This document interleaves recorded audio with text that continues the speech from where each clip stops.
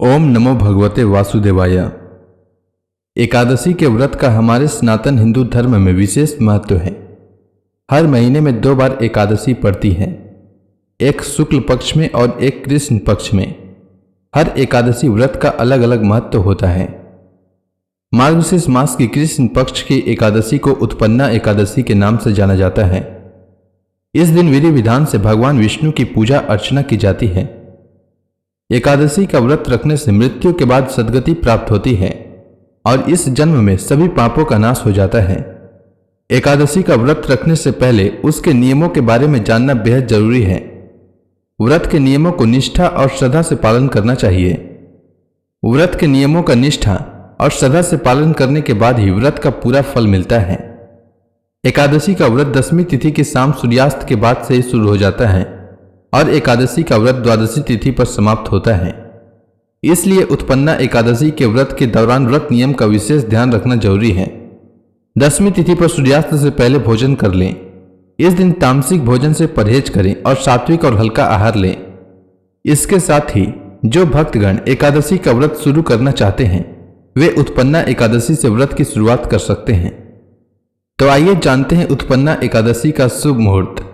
तो एकादशी तिथि का प्रारंभ 19 नवंबर 2022 शनिवार को सुबह 10:29 से होगा और एकादशी तिथि का समापन 20 नवंबर 2022 रविवार को सुबह 10:41 तक होगा।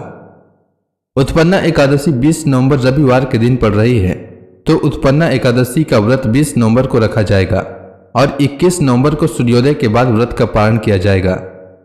20 नवंबर को वाराणसी में सूर्योदय का समय सुबह 6:25 रहेगा और सूर्यास्त का समय शाम 5:07 रहेगा और अभिजीत मुहूर्त सुबह 11:25 से दोपहर 12:07 तक रहेगा। इसके अलावा दिल्ली में सूर्योदय का समय सुबह 6:47 रहेगा और सूर्यास्त का समय शाम 5:26 रहेगा और अभिजीत मुहूर्त सुबह 11:45 से दोपहर 12:28 तक रहेगा।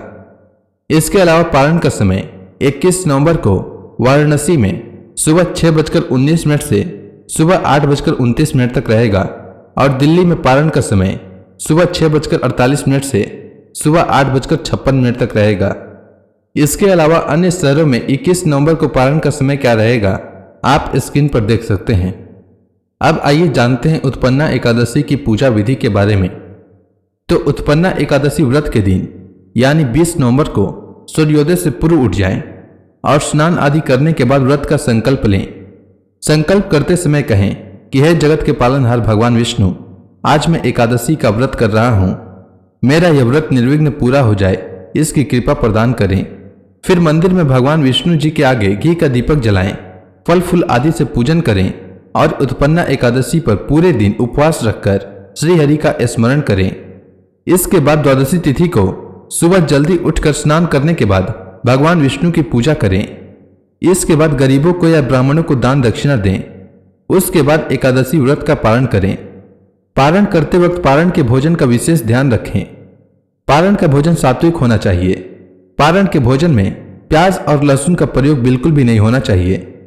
एकादशी व्रत के पारण पर चावल जरूर खाना चाहिए।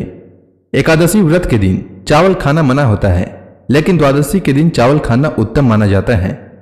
इसके अलावा आंवला के पेड़ पर भगवान विष्णु का वास होता है, इसलिए आंवले का भी विशेष महत्व होता है। एकादशी व्रत का पारण आंवला खाकर करने से अखंड सौभाग्य, आरोग्य और संतान सुख की प्राप्ति होती है।